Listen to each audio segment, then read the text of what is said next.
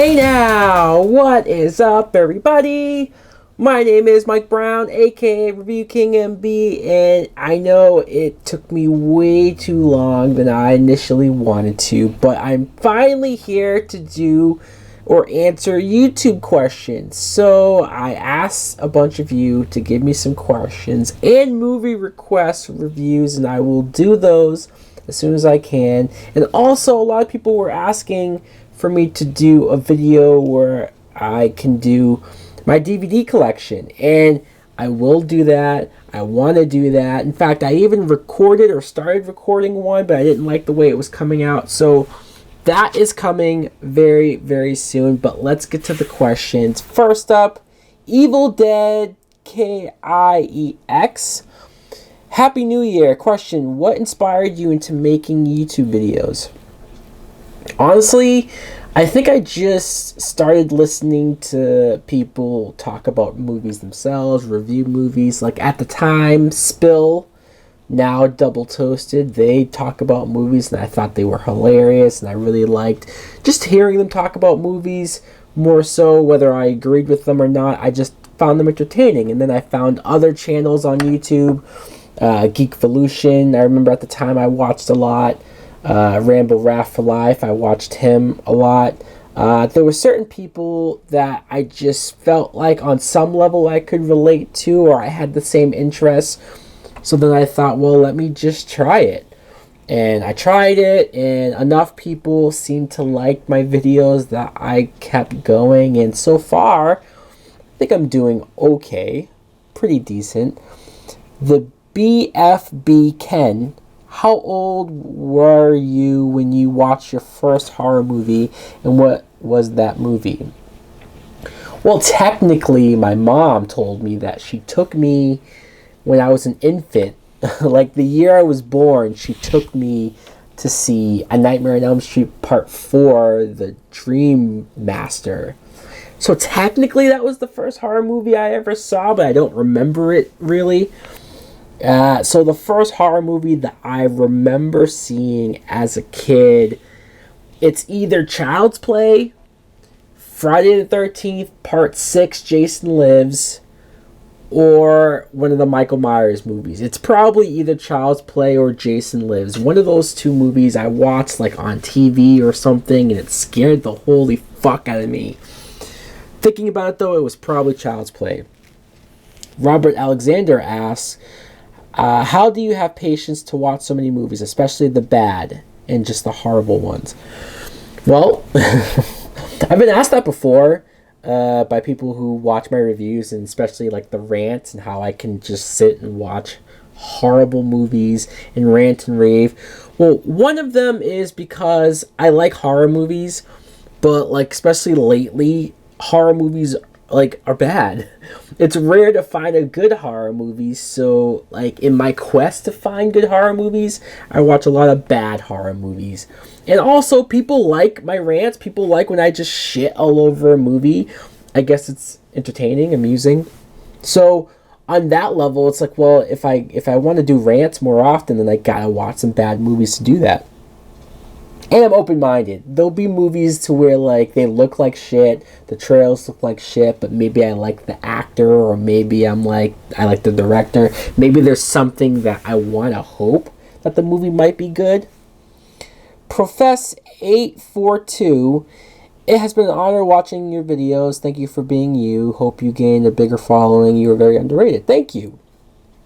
What are your top 5 favorite comedies of all time? Fuck.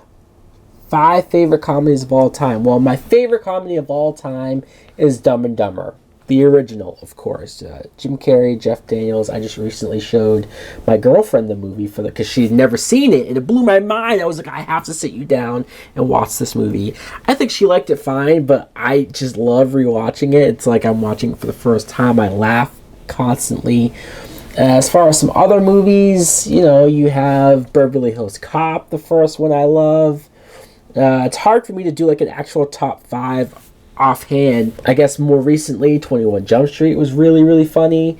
Superbad, hilarious. 40-Year-Old Virgin, like the Seth Rogen movies I love. Knocked Up, like I really enjoy those. Sam Doyle, what is your favorite format of film viewing? Streaming, DVD, Blu-ray, VHS? VHS, like an idiot, I threw away all my VHSs like when I was a teenager because I like DVD was just coming along, and I thought, well, I don't need these anymore. I feel dumb because even if I didn't watch my VHSs, it would have been nice to have them, the original formats of them, because you never know, right? In streaming, I guess, like sometimes if there's a movie that was in the theater but maybe look bad, but I feel like I have to watch it for YouTube or something, then yeah, I'll look online for it. Or Netflix, I guess technically is streaming. So I do those once in a while, but my favorite is Blu-ray. I have a lot of DVDs just because that's what I bought when I was first buying movies. But Blu-ray is just the best way for me to watch movies. Not only for the quality, but then the special features. I actually care about the special features. Or watching them with the commentary. I like stuff like that. I Hate Facebook 31184. Have you seen any of the Steven Seagal movies? If yes, which one you've liked and hated? Honestly, I wasn't a Steven Seagal person, like, growing up or anything. The 90s, like, I wasn't even a Van Damme person, really. I haven't seen any of those type of movies. I know of them. I've seen, like, people make fun of them now. But I was just a Schwarzenegger kid. I love Schwarzenegger. Here's another question. Have you seen any or all of the Karate Kid movies? If yes, which one you liked and which ones you thought sucked? I've only seen the original, which I loved. Well, you know what? Yeah, I have seen the remake. I watched it once with a bunch of friends of mine, and I hated it. I hated it. And maybe it was biased. Maybe it was because of Jaden Smith, who I just hate, like, as an actor. I thought he was terrible, and he was only getting those movies that he was getting because of his father. But then I just thought the movie itself was dumb. I thought the end fight when Jaden Smith does that stupid flip kick after he supposedly breaks his leg, it pissed me off. But I might have to do a review for all of them, especially because I've never seen the sequels. And his last question, what are your top 5 favorite movie mentors? Favorite movie mentors, like characters in movies that are mentors? Oh, I don't know. I mean, I don't even know if I can pick one. Never mind 5. Yeah, that's a tough one. I'd have to really think about that. Giovanni M. He has 2 questions. Do you like strawberry milk? Not really, to be honest. I was a chocolate milk kid when I was younger. Like, I love chocolate milk, but now I don't drink chocolate milk. I didn't care for strawberry milk. I might drink milk once in a while, but not even that much. Random question, but I answered it. Number 2, what are 5 things you want in the back half of these shows? Supernatural, Flash, Supergirl, Arrow, Legends, and The Walking Dead. Okay, Supernatural, I just want them to be consistent, because Supernatural I thought was great for the first 5 seasons, and then it probably should have ended just because it would have been a perfect series. And then they continued because it was popular, and I think the seasons after 5 have been pretty good. Not great. Some seasons, like season 7 isn't the greatest. Season 10 is my least favorite. I just was really disappointed with season 10. But season 11 I thought was good, and so far season 12 has been good. So I just want consistency. I just want, like, if you have enough good creatures or villains or stories to go, don't force it. I think sometimes these stories can be forced and stretched out, and as long as they find interesting things for the brothers to do and not have them bicker too much over dumb stuff or lie to each other, as long as you can keep Castiel relevant, as long as you do that, I'm fine with Supernatural. The Flash, I want less speedsters. Like, I know Metatron or whatever that thing is supposed to be, Megatron looking thing, like, it's just, maybe it's a little too much. Like, why does every main villain have to be a speedster? I know that Barry's so fast that him fighting another villain with powers is hard to really make convincing, but I want to see a villain that is different. I want to see a villain that is has different powers, or maybe can figure out a way to combat his speed. I don't think every main villain has to be a speedster. Supergirl, I want more Superman, and like, I don't need him to dominate the show, but I really loved this version of Superman, throwback to Chris Reeve. I think I like the actor a lot, and I guess I was just more so disappointed with that big huge crossover that they had. I know a bunch of people loved it and it got great ratings, and that's fine, but I thought it could have been so much better. Like, imagine if Superman was the villain or the main threat, whether it's Red Kryptonite or Bizarro Superman, like anything you could have done to have had that be the reason why all of them came together and why they needed Supergirl. So no more alien stuff, at least with everyone else. I think Supergirl can handle herself, and I just like the Kara character. I like her sister Alex a lot, especially with everything that she has gone through. Arrow, I've been so up and down on Arrow, but I think they're coming around. Season 4 was so fucking bad that I needed to finally let go of maybe little tiny nitpicks of that Season 5 was doing. And I don't think Season 5 has been perfect, but once I sort of tried to see what Season 5 was trying to do, I got around to being interested by it, and I'm still interested by the Prometheus villain. I want to see where that goes, and honestly, they could do anything as long as it's interesting. And Walking Dead, people have been shitting on this past season of Walking Dead, and that's fine if you don't like it, but I've been cool with it. I've enjoyed the season. I've enjoyed Negan. I think when he comes in, he still has that presence. I mean, you'll never top that first episode of season 7, sure, but I think this season has been fine. I don't need... some people think it's been too slow, or they've been paying attention to minor characters that no one cares about, and I'm just thinking, well, how else are we supposed to care about these characters unless we give them episodes where they do stuff, or where we finally got to know Tara on a certain level and other characters? Like, so I'm okay with Walking Dead. Number 3, why do horror movies still exist? We don't get scared anymore. Well, I mean, horror movies, I think, can still work. I think we need to calm down with the remakes. I think we need to stop trying to do found footage or things that might have worked in a couple of movies, but when it becomes oversaturated, it just brings the genre down.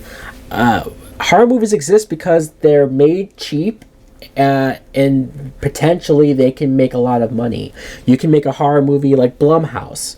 They make their horror movies for like $2 to $5 million, like at the most.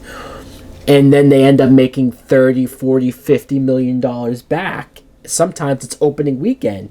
So that's why they're cheap and they're profitable. I just think we need better actors, better scripts, something a little different, inventive. I think you can still make a good horror movie. As far as being scared, I mean, yeah, it's been a while since I've been really scared from a horror movie, but you can still get creeped out. You can still be like, holy crap, and you can make it work. Future filmmaker 39480. 3 questions. What are some of your favorite movie posters? Well, one is behind me. I love that poster of the Joker. I have another poster. It's The Dark Knight of the 3 characters: Batman, Harvey Dent, Joker. It's probably because I love the movie so much, but also, like, that's awesome. Are you excited for Gotham City Sirens? Yes. Yes, I am. I didn't make a video when that news came out, but I'm really looking forward to this. This is almost something that I've wanted to see for quite a while, but I never dreamed it would happen, to be honest. And I know a lot of people were down on Suicide Squad, and I get it, but I really enjoyed Suicide Squad, so I think, yeah, if you have some of the same team attached to it, the fact that Margot Robbie was kind of the person that got this started, got this going, it was her pitch, it was her idea, she's the one producing this, she was great, say what we want to say about the movie, but she was great as Harley Quinn, so you're going to get her back here. She's probably going to be the central character or villain of the movie. In the comic book Gotham City Sirens, it's Harley Quinn, Catwoman, Poison Ivy, and if we get to see that in the movie, the 3 of them as a trio, as criminals going around doing stuff like that, I think could be fun. If it's a female-led thing where you have like Batgirl being the one that goes after them, I would also love that, to get Batgirl finally in a movie. And I mean the real Batgirl, the real Barbara Gordon, not Alicia Silverstone or whatever the fuck that was. I mean a real representation of Barbara Gordon. If this is how you introduce her, I would love it. The possibilities are exciting.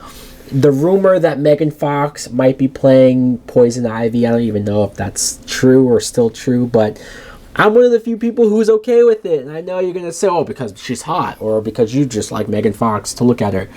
And that's only partially true, but honestly, Poison Ivy is not some really like this character who needs this like insanely great actress. I think Megan Fox can pull it off enough. I think Poison Ivy's really gonna consist on great makeup effects, and just, I think if she's working alongside Margot Robbie and just them having that, I want to see Harley Quinn and Poison Ivy from the animated series, like when they're friends or where they're doing stuff together, going robbing banks, and I want to see them together having fun. His last question: who's your favorite DCEU girl character? Well, the DCEU is the DC Extended Universe, their movie universe.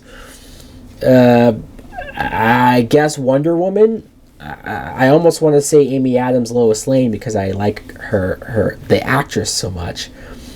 And I even like how she is in Man of Steel. But Wonder Woman, Gal Gadot, not only, I think, proved me wrong that she could pull this character off, and I know I haven't seen her actual movie yet, but she really opened my eyes up in BVS. The fact that this character is 75 years and she's finally in a movie and she still was great. The small amount of scenes she had, she pulled it off. She stole the show in some people's eyes. The Movie Fan 356, when will you do another collection video? I talked about that.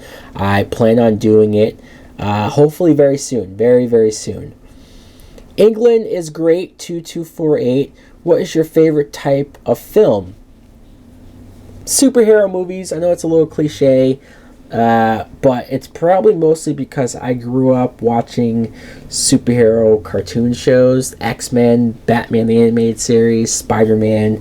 You grow up on that, and it's one of those things where, like, yeah, they're cool. Yeah, I love these characters. Yeah, the villains, all that stuff. But then when you get a little older and they actually start making these movies live action, and it's like when they make them really good, they're really good. That it's just, I still fall in love with these types of movies. Even some of the bad ones, like there's some really fucking bad ones. And it makes me mad because I do feel so connected to some of these characters and stories. But there's even some that I almost give a pass to because I'm like, well, everything else is working. It looks enough like the character, or the special effects are great. I do give some passes to some superhero movies, but horror is a close second. David Rimkus, what movie was the most inspirational to you growing up? Man, the most inspirational movie to me, growing up, I don't know if I saw a lot of like inspired movies growing up. I mean, this is gonna sound like a joke, right? But like Richie Rich, Macaulay Culkin, and because like when I was a kid, I didn't watch a whole lot of like deep movies. So like I would watch Richie Rich and say, I want to be that. I want to be rich. I want to be Macaulay Culkin. Dumb answer, but that's all I got right now. Adam Rusin, what are your opinions of the Godfather trilogy? Well, I don't have an opinion because I've never seen them. I know, I get this shit all the time. You've never seen the Godfather movies? What the fuck is wrong with you? They don't really smack me around, but they probably want to. And I almost wouldn't blame them. That's like, I always hear about that trilogy and how great they are and this and that. In fact, I even bought them a couple of months ago. At least I bought the first two. Because I heard the first two were great. I heard the third one wasn't. But I do plan on watching them. And I will be reviewing them. That too, hopefully, soon. Darth Vader 21. What is your favorite line from John McClane? I love John McClane in general. I love that character. I love the dialogue that they write for him, and I love the way Bruce Willis delivers those lines. I think some of his best dialogue really is from the first movie. Sure, the second movie has that great line of, man, I can't fucking believe this. How can the same shit happen to the same guy twice? I do love that. But the first movie, it's like, yeah, you have Yippee-ki-yay, motherfucker. Yeah, you have some of the staples and the most quotable stuff. But I love the part where he's trying to call 911 and the lady on the other end is like, oh, this is only an emergency line, only for emergencies. And he's like, no shit, lady, does it sound like I'm ordering a pizza? That line, I think, is my favorite John McClane line. The Kevin Productions. I got a question. Have you considered reviewing older movies like The Breakfast Club? Yes. In fact, I want to, do... I think I talked about this. I want to do, maybe certain directors or certain actors, like classic actors, my favorite actors, but maybe I haven't watched every single one of their movies, or maybe I haven't seen, The Godfather, for example, or maybe there's a bunch of 80s movies I haven't seen, or The Breakfast Club. I've never seen The Breakfast Club. Again, another one of these movies that, people are like, you haven't seen it? So maybe I should do, a John Hughes thing, watch all of his movies. I do want to do stuff like that. Benjamin Snyder, he has a lot of questions, so let's go through them. What is your favorite quote line from the Dark Knight trilogy? That's tough, because that's my favorite trilogy. People will say Star Wars, some people will say Lord of the Rings, other people will say Back to the Future, and those are all great, but Dark Knight, for me, every movie I can just watch, never get sick of. Lines, you could go with anything that the Joker says, Heath Ledger's Joker, anything that he says, why so serious? Let's put a smile on that face. Do you know how I got these scars? Any line that he says is quotable, is memorable, was just repeated over and over again. But the whole trilogy, to sum up that trilogy, I think the quote from Thomas Wayne, why do we fall?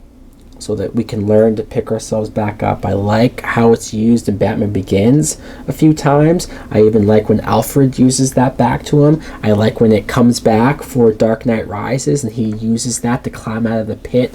That's a line that thematically might be my favorite from the trilogy. Favorite Heath Ledger performance outside of the Joker. Favorite, I have a soft spot for A Knight's Tale, just because that movie, it's silly, it's over the top, but it's kind of fun. And that was the first movie where I was like, Heath Ledger, I like him. And then also 10 Things I Hate About You. It's a teen comedy, so people probably don't think about it a lot, but I really like his character. It's the typical rough guy who opens up because of a girl he likes, Julia Stiles. But his best performance outside of the Joker, I would say Brokeback Mountain, because that was a movie that, you heard the jokes, and I honestly didn't have a whole lot of interest in seeing, but when I finally did sit down and watch it, I was bored one day, it was on TV or something, and I sat down and watched it, and I thought, wow, not only is this movie great, but Heath Ledger was really, really good. Best third movie in a franchise or series. Best third movies, that's where they fall off, right? Even movies that I try to get behind, like Spider-Man 3, it's not as good. X-Men 3, I hate. X-Men Apocalypse isn't even that great. You know what? Nightmare on Elm Street Part 3, The Dream Warriors, I think is great. It's one of the better sequels in that franchise. Say what you want to say about Halloween 3 Season of the Witch. I know it's not really technically canon, but I like that they tried something different, and I think as a standalone story, it's still creepy. It still kind of works.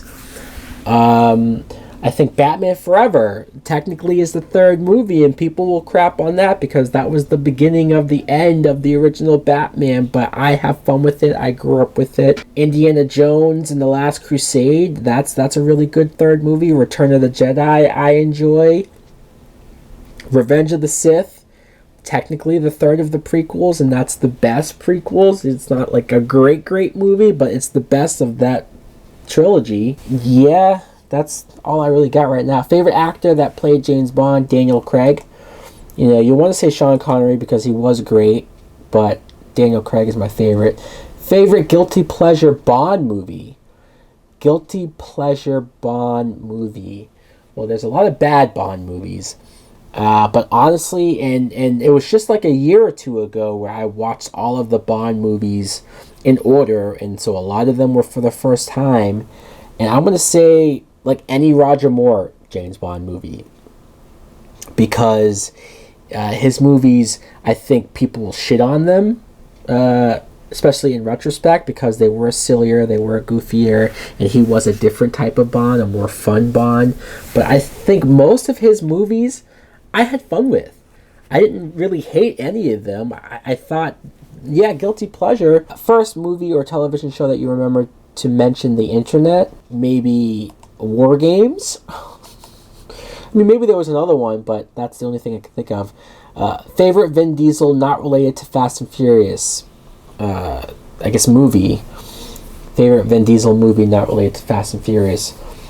I would say either the first Triple X, which I know the second or the newest one isn't that good, but that first one, or Riddick, the third Pitch Black movie. Should dead actors, actresses be redone in CGI, or is that disrespectful to them and their family?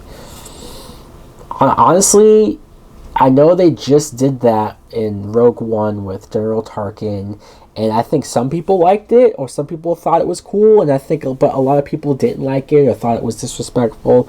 I don't think it's disrespectful. I think it's really cool, the fact that, like, maybe it's not perfection yet, maybe it's not like flawless yet, but the fact that it looked that good, and I think we're almost there, maybe 5 or 10 years, it will be perfection.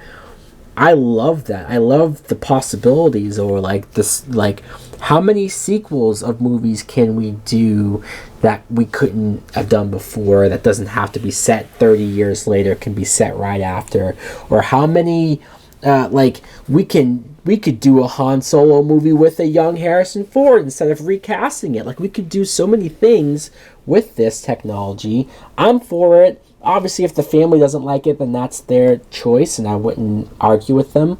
But if it's my way, then yeah, I think it's great. What kind of car do you drive? Model and year? I don't have a car. First rated R movie you and your friend snuck into.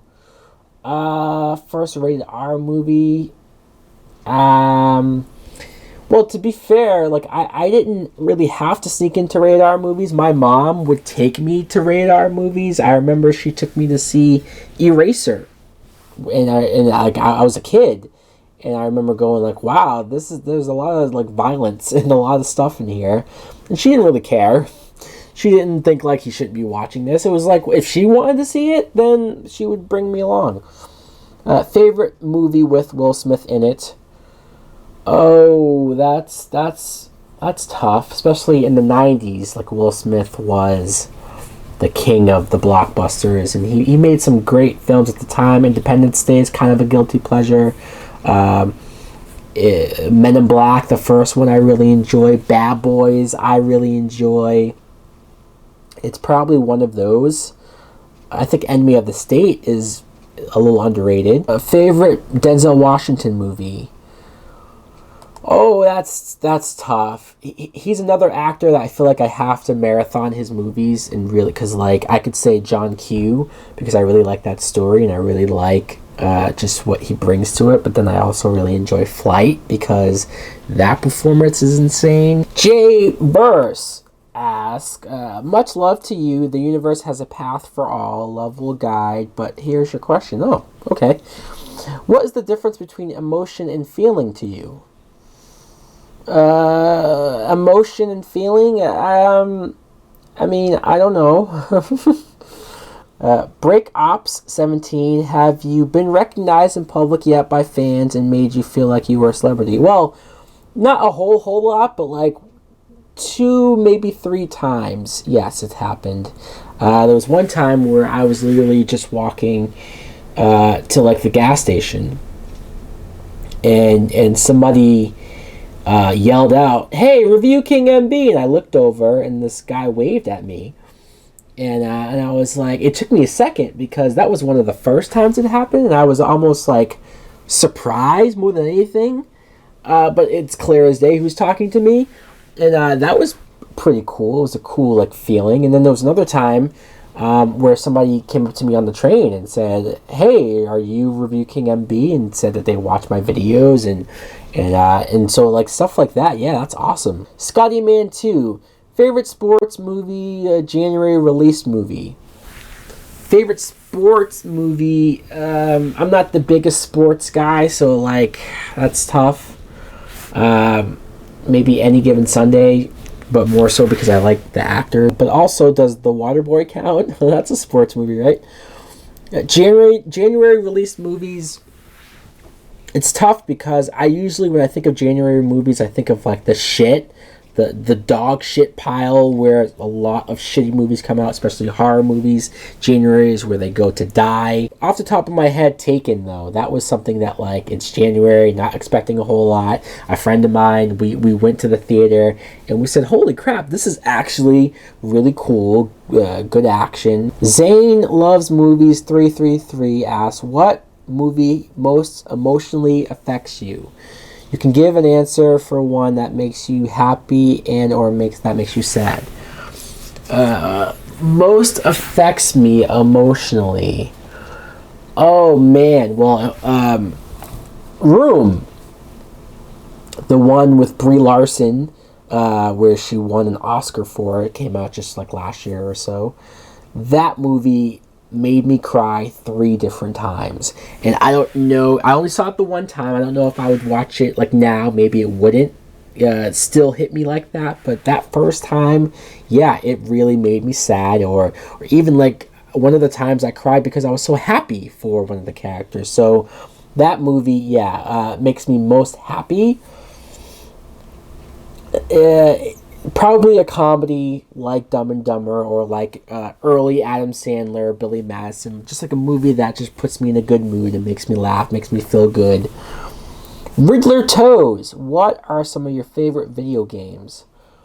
Definitely the Batman Arkham games. Arkham Asylum just blew me away. I was not expecting it to be as great as it was. And then we finally got a good Batman movie, and then it just kind of got bigger and bigger. Arkham City.